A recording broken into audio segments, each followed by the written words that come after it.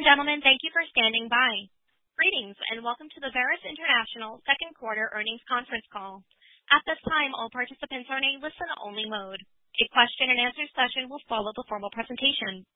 If anyone should require operator assistance during the conference, please press star 0 on your telephone keypad. As a reminder, this conference is being recorded. It is now my pleasure to introduce your host, Mark Forney, Investor Relations. Thank you. You may begin.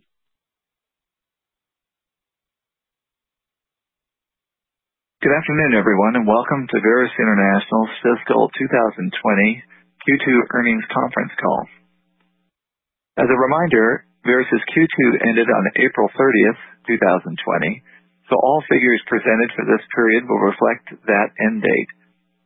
On Monday, we issued our fiscal 2020 Q2 financial results. A copy of the press release is available on the Investor Relations section of our website, and the financials are posted on EDGAR. We report our financials in U.S. dollars, so today's discussion will use that currency unless otherwise noted. Before beginning our formal remarks, I'd like to remind listeners that today's discussion may contain forward-looking statements that reflect management's current views with respect to future events. Any such statements are subject to risks and uncertainties that could cause actual results to differ materially from those projected in these forward-looking statements. Verus does not undertake to update any forward-looking statements except as required. At this point, I am pleased to turn the call over to Verus CEO, Anshu Bhatnagar. Please go ahead. Thank you, Mark. For those of you joining us live, I believe you'll find today's call to be one of the most interesting to date. We'll talk about the quarter we just completed and give some idea on the prospects of our existing business units. In the second half of today's call, we will unveil a major new stealth initiative that has been in the works for almost a year, so I encourage every one of you to stay tuned for that announcement. I will start with some comments on the quarter we just reported. By now, everyone knows the kind of challenges that businesses face during this pandemic, and we're no different in terms of port closures and other logistical issues. With the quarter ending April 30th, our Q2 financials almost perfectly bracketed the heart of the global pandemic. So you can imagine how pleased we were to generate solid double-digit 58% growth in this environment during a quarter where we lost several weeks of sales due to shipment delays and store closures. This is a testament to the power of our model, where even in face of some of the most difficult business conditions in modern history, we still achieved strong growth. All international shippers faced a rolling series of logistical disruptions, with timing different in each part of the world but reaching a peak in April in the areas where we operate. Fortunately, by May, our supply chain had returned to normal, and our customer base is quickly following a similar path. Overall, we would consider this start to the summer to be close to business as usual in our food subsidiary, so we are very optimistic about the remainder of 2020 and beyond, based on our core business alone. Because of this, we're projecting a return to our triple-digit growth trend through the remainder of calendar 2020. This period has been kind of a stress test for companies in many industries, challenging each firm's ability to manage remotely, navigate unfamiliar waters, and adapt to changes in the retail landscape. The supply-demand issues that lead to empty grocery store shelves played out in different ways all over the world. The net effect, we had some shipments slip into Q3, but all our key customers have weathered this storm well and are anxious to resume the normal business operations. The food industry proved its mettle in keeping people fed during the global crisis, and those retailers that survived or thrived will be even stronger as business resumes. So even though we're navigating this period beautifully, what might surprise everyone is that we are not just forecasting a return to our triple-digit growth rate, but an acceleration above our prior growth, beginning with the upcoming quarter. We're going to lay out this plan in full by the end of the call, but as a preview, I want to say definitively we have already begun a major new growth phase for our company. In our core food business, we talk to many different retailers, and those that close for a month or more are working through their individual warehouse and restocking programs right now. Strong reopening traffic, such as has been seen at TJ Maxx locations, means that the warehouse log jams are clearing quickly, which bodes well for the future. The same scenario has played out across many retailers, some of whom we previously expected to sign as new customers during the quarter. Our expectations for a resurgence in retail growth have already begun. All of our prior orders are intact, new customers are ready to begin, and we already have reorders from a regional customer, Big 5 Sporting Goods. These regional relationships are something we plan to replicate dozens times over, giving us an increasing number of revenue sources. Major League Baseball finally is close to locking down a shortened season, which gives retailers the thing they've been waiting for, a start date. Based on our ongoing conversations with retailers, we expect this will create a flurry of activity for our candy line. We anticipate announcing new grocery and other retail engagements in the near future, so having MLB back on schedule will really help this process. Given all the challenges this quarter, we are really pleased to post a 58% revenue growth with just a tiny contribution from Big League Foods and the revenue from Verus Cares falling into Q3. This is a good place to highlight how international our business has become. We source candy from US, Britain, and Spain, meat and vegetables from India, Southeast Asia, Europe, and North Africa. We have protective gear suppliers from Europe, Vietnam, and the Philippines. Our international food business has historically centered on GCC countries, but our footprint is going to continue to expand geographically in the food space. For anyone wondering about the company direction, I want to remind investors that we are first and foremost a consumer product company and intend to remain one. We are not afraid to pursue opportunities outside of our mainstream, but we have enormous unfinished potential in our core areas of interest. CPG will continue to be our primary focus. This brings me to Verus Cares and the personal protective equipment, or PPE space, which we entered into this quarter via our acquisition of TAM in the Philippines. We were approached early in the pandemic with an opportunity to participate in the global PPE supply effort. So we entered the space with the expectation that our skills in international sourcing and logistics would translate well in the business. What we didn't realize was how quickly those skills would be put to work. With shipping lockdown in the Philippines, we were forced to create a supply network from scratch. Not an easy task given the scarcity of supply, but we did this in record time. If you look at the global outlook for PPE, the demand should remain into 2021. So the market will remain robust for a while.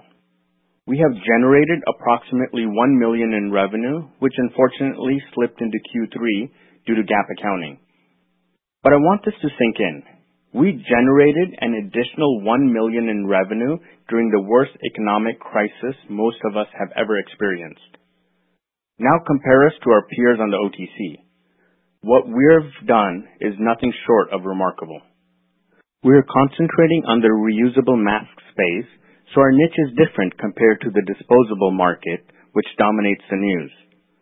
We received an ample first shipment from our Vietnam factory last week, which enabled us to ship samples to potential customers. We have enough remaining supplies to create a robust sample program through the remainder of this year. We also plan to fulfill the retail mask orders from customers who order through TAM. The outcome of this effort is still pending, but I want everyone to realize that this was a low-risk, low-cost, with tremendous upside opportunity that is now at a point where we can bid on and produce larger orders. The division essentially paid for itself with the first shipment. So our next task is to improve the sales effort and replicate our initial success. We continue to have meaningful requests covering masks and gowns, so our process continues to be active. Our sales targets just received their masks a few days ago, The response thus far has been positive concerning the design and quality, so we expect to know in the near future if the feedback will translate into sales. Lastly, we've been getting a lot of questions on our international business. Our international business will remain strong and continue to grow for some time to come. It's essentially the meat and potatoes of our business. We're such a small part of the global market that it's going to be open-ended for some time to come, representing years of high growth potential. We have high confidence in our international business. This is going to give us a real and sustainable boost in the business in the future. Our international segment will continue to be the workhorse for Verus, giving us an opportunity to develop other lines to help boost our margins. At this point, I'm going to turn the call over to Chris for comments on the financials. Thanks, Anshu.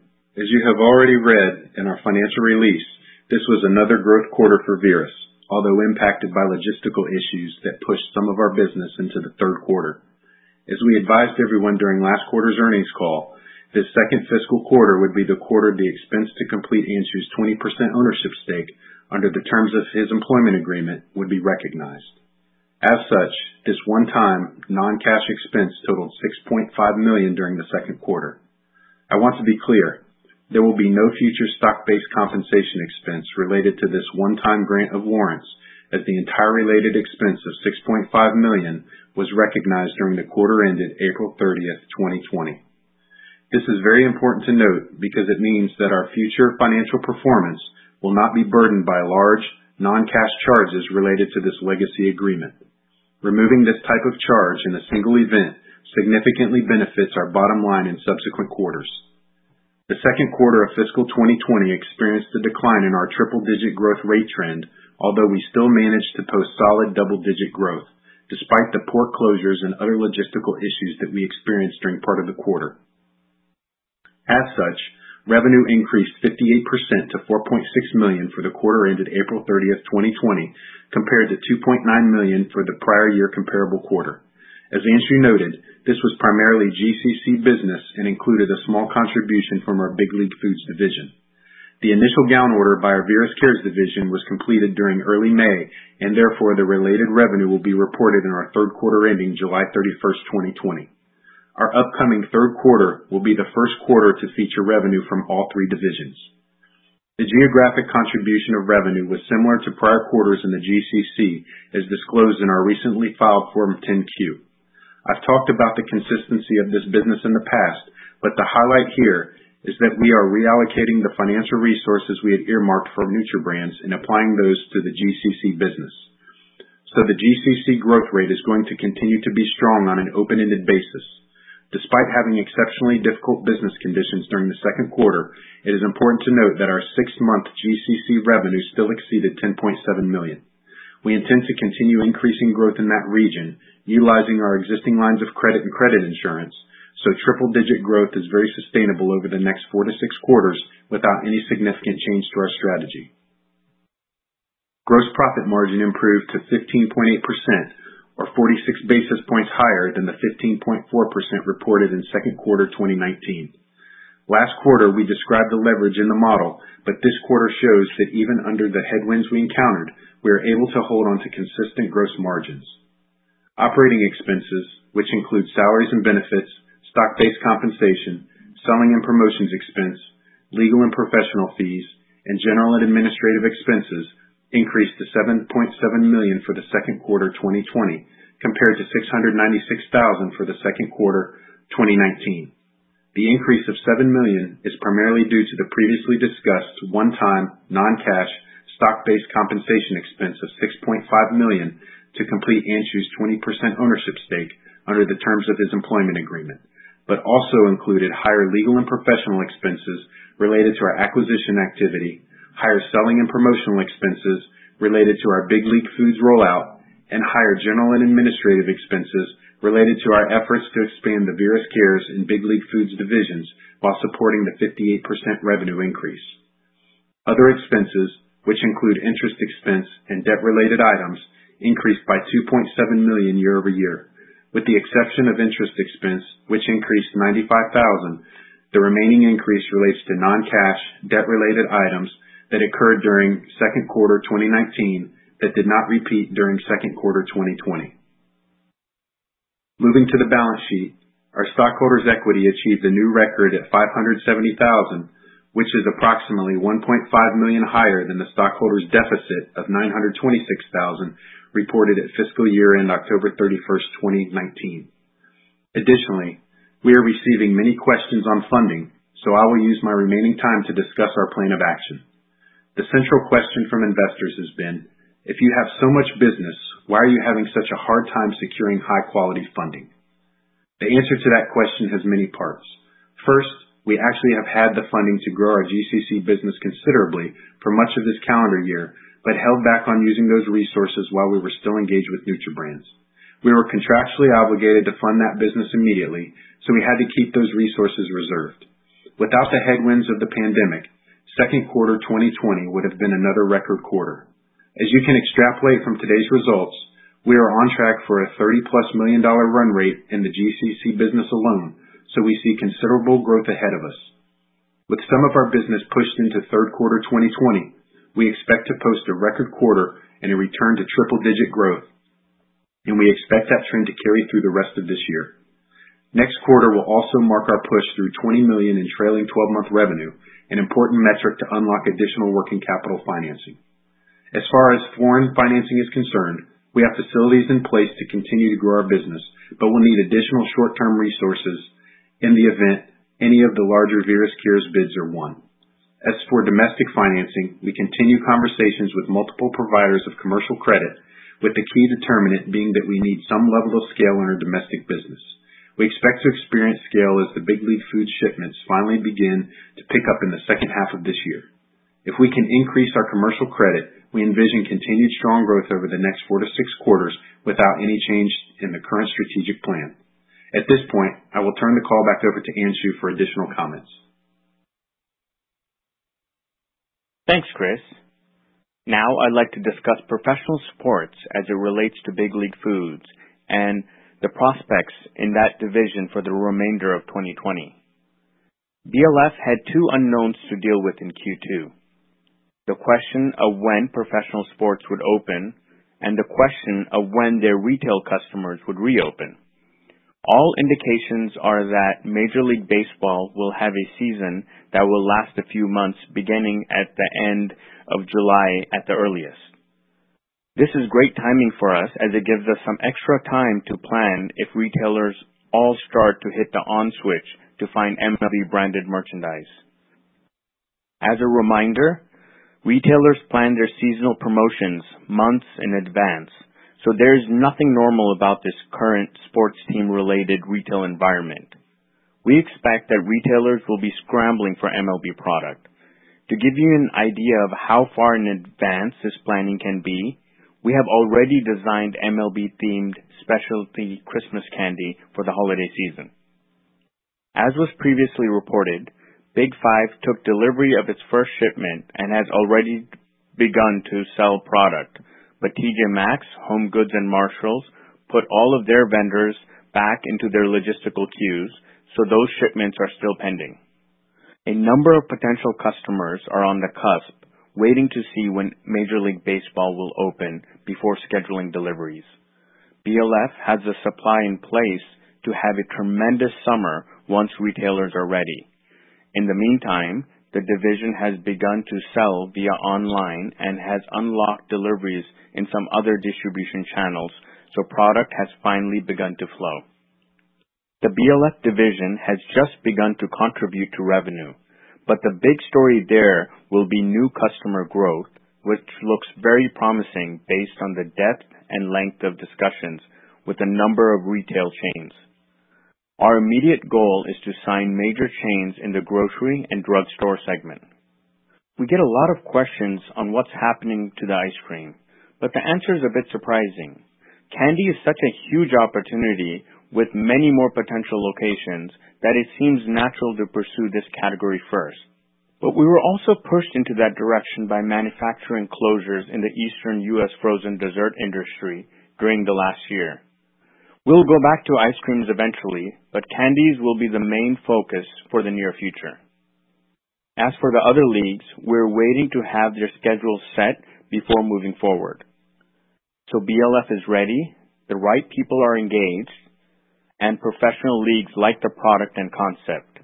We are very confident that we will add other leagues in the future, so this is just a timing issue from our perspective. Another question we get is what is happening with our Texas facility? That brings me to a major announcement which should answer that question. I'm excited today to unveil a new division, Pachyderm Labs, which is entering the CBD market with a full line of CBD products designed for healthy living. One of the reasons you haven't heard much from us lately was because this was a stealth project that took a lot of travel and time to complete. Our goal was to have this division fully developed with orders in hand at the time that we announced our entry into the business. We originally expected to unveil the line at a major industry trade show back in March with one of the largest booths and displays at the show, creating immediate industry exposure.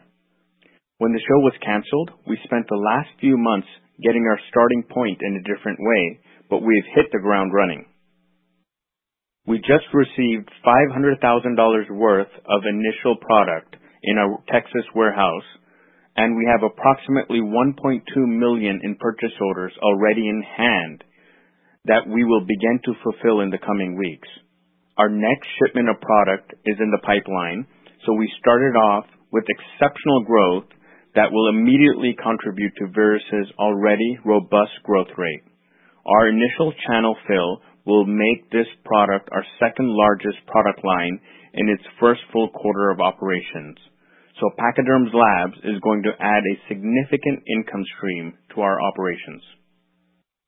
The sales contribution will be immediate and obvious, but the effect on margins should be even more significant. We expect Pachyderm Labs will be the highest margin of any business unit.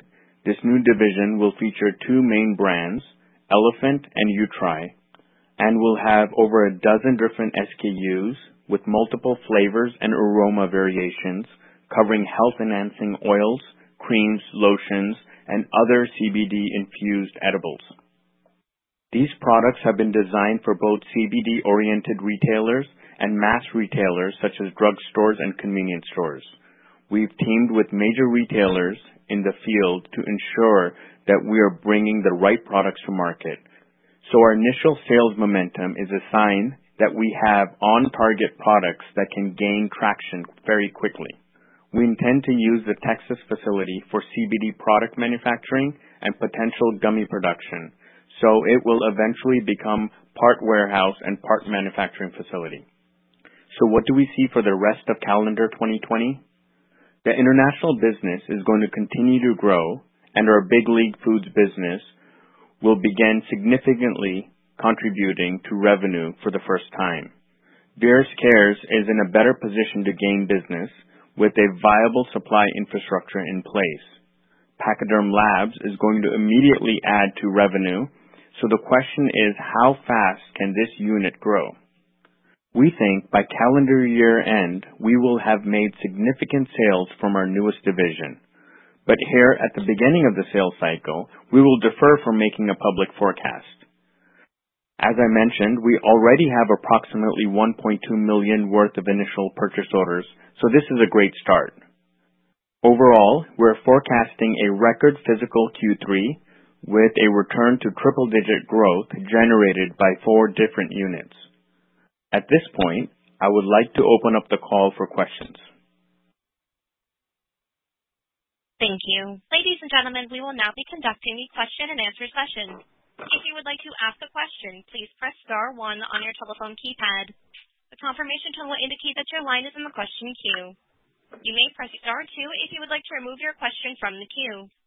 For participants using speaker equipment, it may be necessary to pick up your handset before pressing the star keys. One moment, please, while we poll for questions.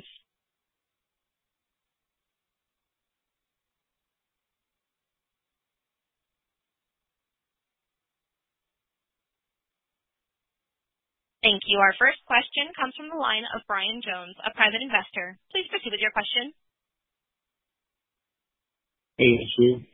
Chris, good to be on with you guys today. Thanks for having this call.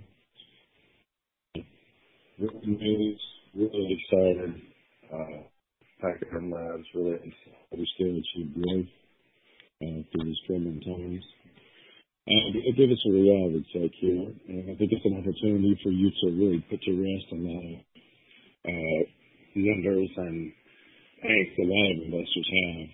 And just so you know, I started buying this when it was about a quarter of a penny. And I've been in it when we went to 3.7 back down to where we are today. Kind of denominator of why we went up and why we went down seems to be toxic notes. And my question is for a company in the penny stock world to begin with, land an angel investor and get us out of the world of toxics. We're right back in that world again, and that is killing us as far as price per share, which is what shareholders have, despite the fantastic revenues. I want to know what the plan is, if you can elaborate as much as you can, on getting out of this toxic culture of notes again. And, more specifically, I understand we have a July note coming through and coming due in about 6 or 7 days. So if you could really speak to that, I think that would help a lot of us and give us a little more confidence. Thanks for my call, Stu. Thank you for the question. The quality was not that great, but I think I got the gist of your question. So this I guess relates to the toxic notes that we have on the books, and what our plan is to basically get out of this culture, not only pay these off, but get out of this culture of toxic debt. And just to kind of answer and just to I guess let you know where we are with that. We're well aware of this note that's coming due, and it's our intention to pay it off before it actually converts. We've actually spoken to the lender, and they're open to a cash payoff. We actually are also in conversation with additional investors who are willing to do a straight equity deal in the company, and we're hoping to have that announced basically in the near future. So our goal is to have this note paid off, or at least have a payment plan in place so we could do a cash payment instead of having that conversion take place. And really that's our goal for moving forward as well, is just trying to get out of this structure of the type of financing that was available. And we were just, unfortunately, that's the type of financing that we had to do in order to move on really, really critical business opportunities. Our goal still is to get out of this exchange, because I feel like it's getting more and more difficult to raise capital under good terms in this exchange that we're in. It's just becoming more and more difficult. So that is our goal as well. But in the meantime, in short term, we are looking to pay these notes off that are coming due in July. Good enough. Appreciate it. Thank you. Our next question comes from Tony Marsh, a private investor. Please proceed. Hi. Thanks for letting me talk. The management of Verus is also management of another public company, and I just wonder how much time is being devoted towards Verus. It appears running two businesses that are on a growth track is very hard to be in running both of them at the same time, and are we suffering from that? Thank you. Yes, that's definitely a good question.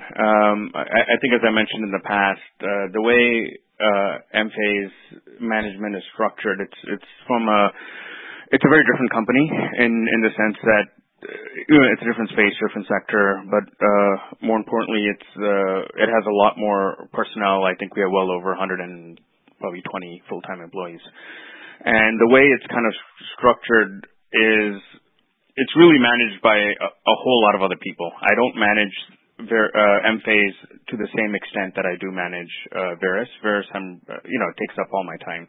And MFAs, we have as I mentioned, 3 people in HR. We have a staff of accountants. We have, a whole tech team, a whole content team, and everyone is handling it. So it's more just handling it from a higher level management. So I would, my goal is still to find somebody to take on a position of CEO as well. But as of right now, I'm wearing dual hats. But again, it doesn't take the same amount of resources that Verus takes.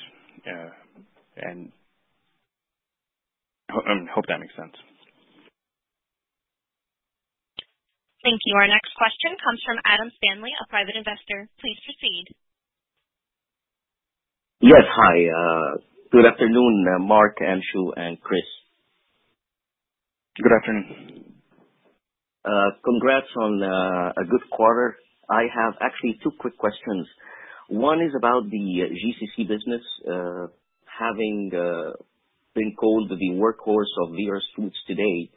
Are you able to add some color on the products that we are selling in that region, as well as the customers that actually consume those products? And the next quick question is regarding the Texas facility. I noticed in the last release of the 10Q, the Texas facility was not mentioned in the leases part of the release. So is this owned land or is it under rental? Thank you. So thanks for the 2 questions. With respect to the business in the GCC, the way it's currently structured, I mean, historically we operated a little bit differently, but as of right now, all of our products are being sold on a wholesale basis. The 2 main categories of products that we sell are frozen foods, which consist of meat, poultry, seafood, vegetables, and French fries, and the second is juices and other beverages that we're selling. Both of those are being sold through our wholesale channels, and we're not going directly into retail anymore, and we're not doing any of the food service business directly anymore. We've gotten out of those 2 lines almost a year ago. So everything that's being sold is on a wholesale basis. With respect to the Texas facility, so the way we had structured this is it is a lease facility, and we hadn't assigned the lease. So you'll see the assignment in the next queue.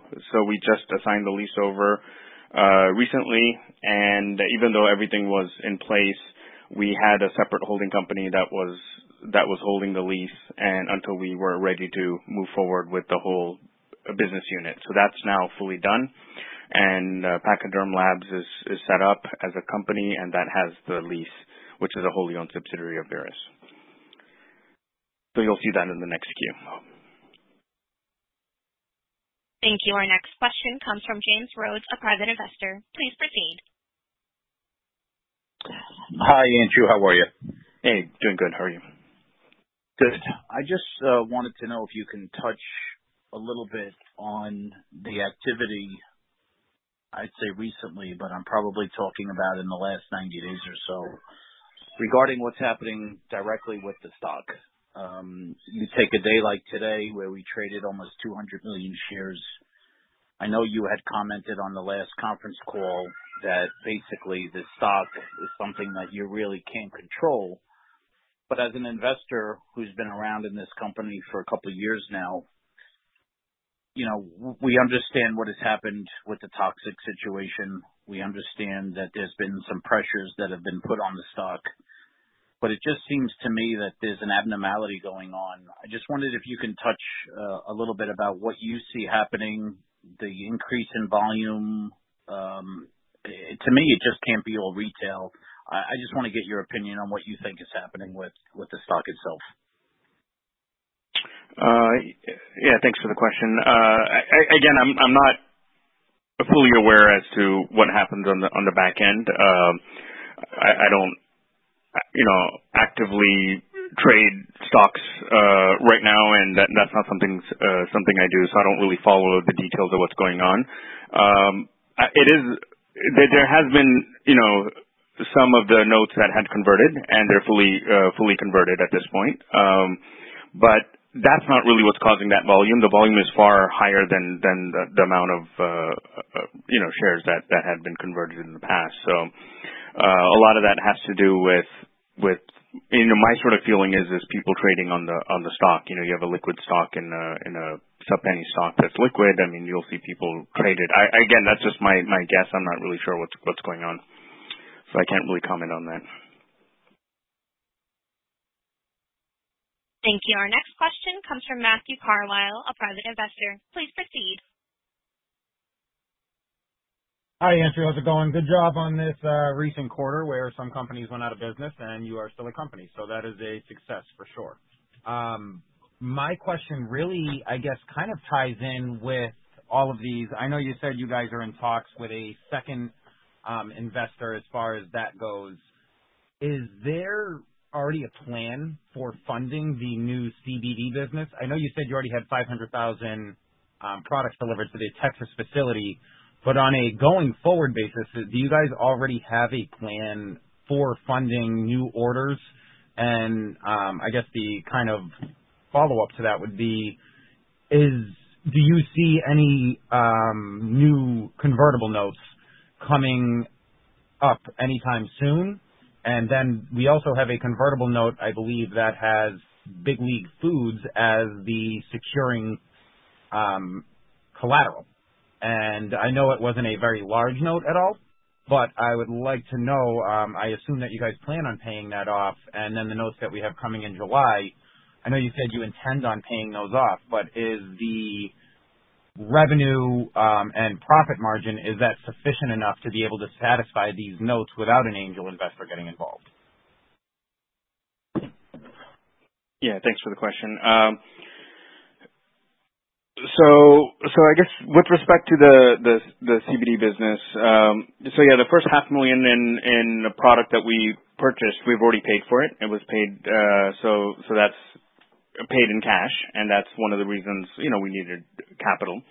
And we have product that's going to start shipping sort of immediately, and so we'll be generating cash. We have another order that's a product that's still coming in, so we will be generating inventory cash flow from that operations immediately. We are looking at getting additional financing that's not toxic in nature, and so that's something we're working on as well. So that's something where we hope to have in place in the near future, more on a domestic line, which is far easier to get than the international line. The problem so far was we didn't have enough AR to be able to set up the facility, and with this new division, we should be in a good position to do that. So with respect to the convertibles, again, we're in talks we've spoken to the note holders, and it is our intent to pay them off, and they're willing to, they're okay, they understand that, and we're hoping that before the notes are due, we'll be able to pay them off, and they will not convert. So that's something we're working towards. Thank you. The next question comes from the line of Dave Redkin, a private investor. Please proceed. Yeah, my question has two parts. So you kind of touched on one of them. I believe in your financial release, you talked about starting to focus more on core business and not pursuing new business deals. And then today we find out that you are pursuing a CBD business. And I'm just trying to see where you're heading with your business plan, because the venture into TAM last quarter was supposed to bring in some incredible revenue, and it hasn't materialized. And now you're saying that's going to happen with CBD. And how do we know that if what you say in the past business deals, it hasn't materialized, with a lot of the deals actually failing? Sure. If you could touch on that. And then just one other thing I wanted to ask about the compensation.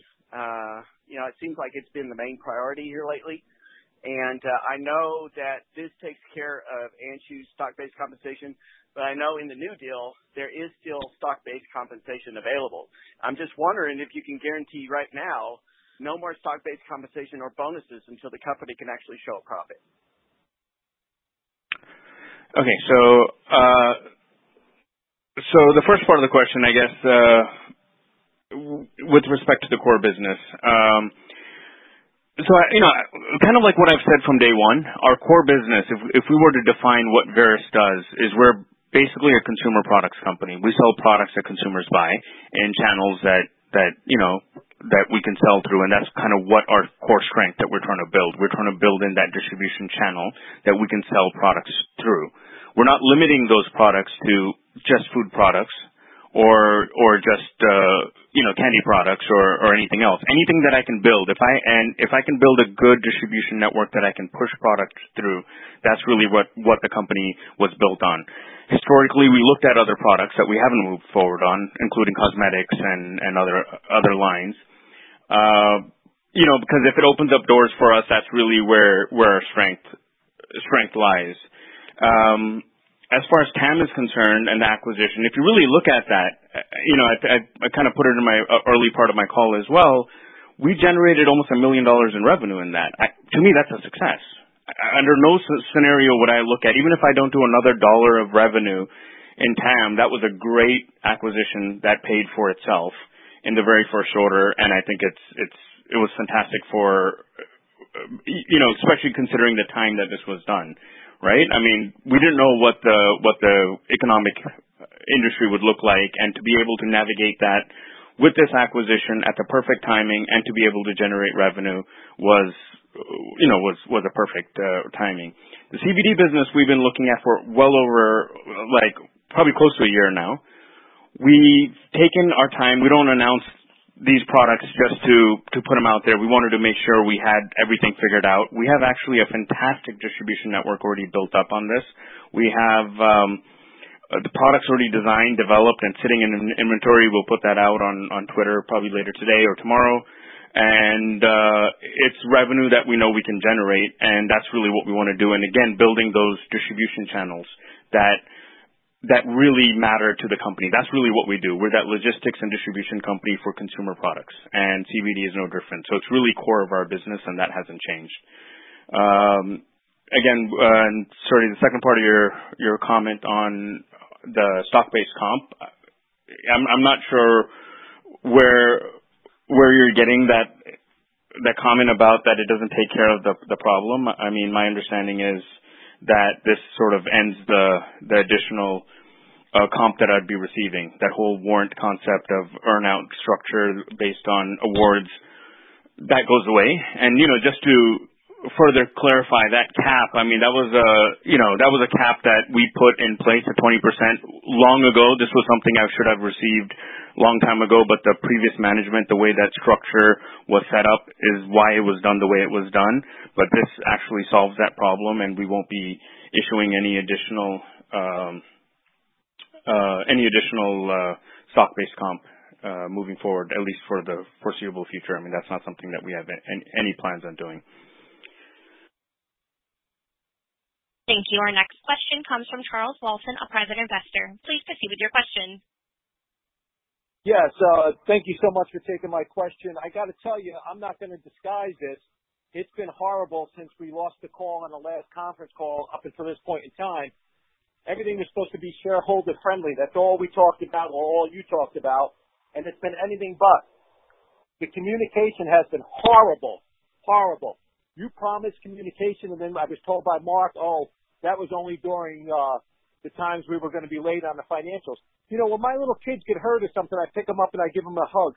You guys aren't doing anything for us. On Twitter, you should be putting out one little thing saying, this explains this explains that. Nothing. Crickets for all this time. And that's not right. There's people putting their hard-earned money, not to mention I got a cousin that put his IRA money in this. So I don't know what you guys are doing, but you sure haven't been shareholder friendly. And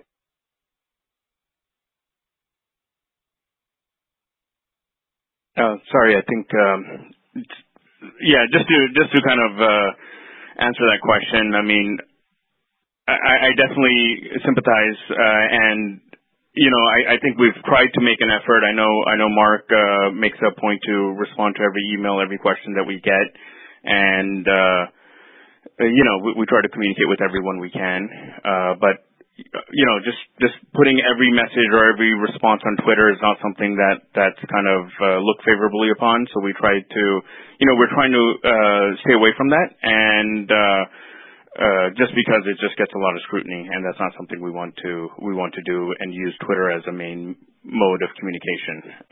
So I think the way we're going to continue to do this is we'll keep putting out press releases as things happen, and in the meantime, Mark responds to just about every email that he gets and every question that he gets.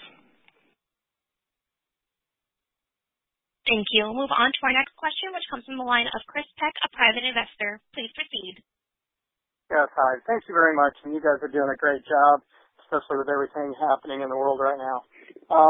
What I really want to know is where are we at with Moniker Group and them disposing of their shares that they have? That's the primary question I have for you.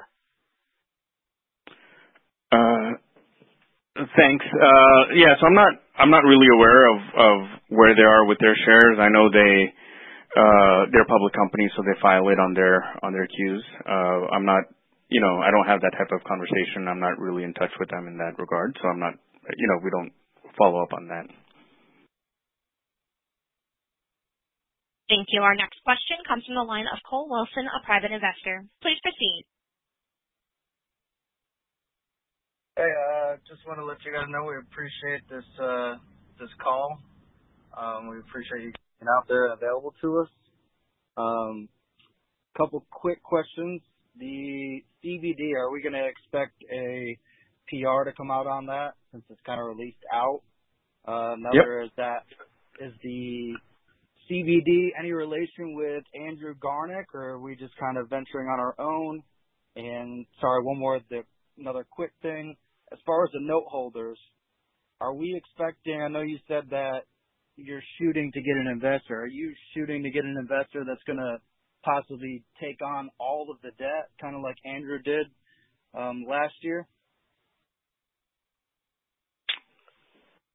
All right, thanks for the question. So yeah, with respect to the PR, that's going to go out after this call, and it will also be 8K'd as well. So that will happen before, PR should go out later today, and 8K should go out before market opens tomorrow.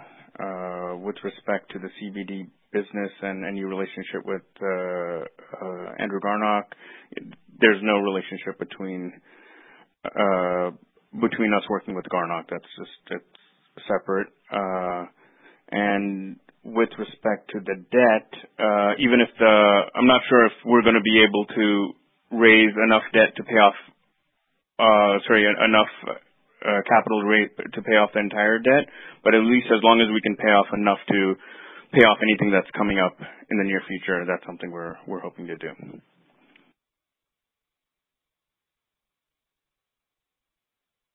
Thank you. Our next question comes from Joe Counter, a private investor. Please proceed with your question.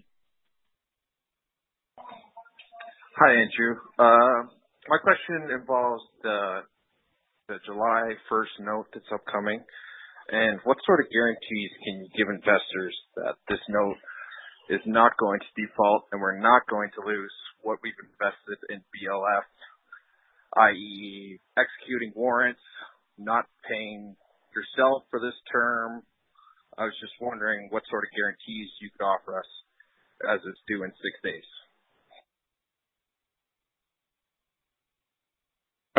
Yeah, I mean, there's no guarantee I can give, but it is something we're working on right now, and we feel pretty good as of right now, and we're hoping to get something in place, but there's no guarantee I can give at this point.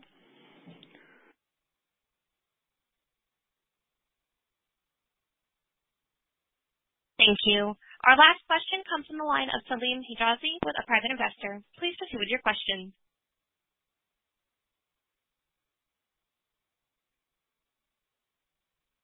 Salim, your line is live. You may proceed.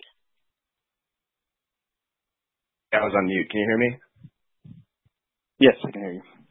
Can we hear the CFO answer that last question? I think that's really a good place to end, in my opinion. Sure, Chris, you want to take it? Sure. I mean, I guess the previous question before yours? Based on the numbers you're seeing, with the note due in days, what can you tell investors? Yep, that we're, continuing to stand behind what we've shared before and to secure the committed capital to pay the note upon maturity. Our position hasn't changed. Thank you. We have reached the end of our question and answer session, so I'd like to turn the floor back over to Anshu Bhatnagar for any closing comments. Thank you, everyone. I realize this has been a challenging time for everyone, but with the right strategic moves, the future can be very bright. Retail activity is picking up significantly, so we're going to be laser focused on our core business units this summer. Growth is going to come from some very familiar sources and some new sources, so we will have our most diversified revenue in company history over the next several quarters. Thank you for joining us today. Ladies and gentlemen, this does conclude today's teleconference. Again, we thank you for your participation, and you may disconnect your lines at this time.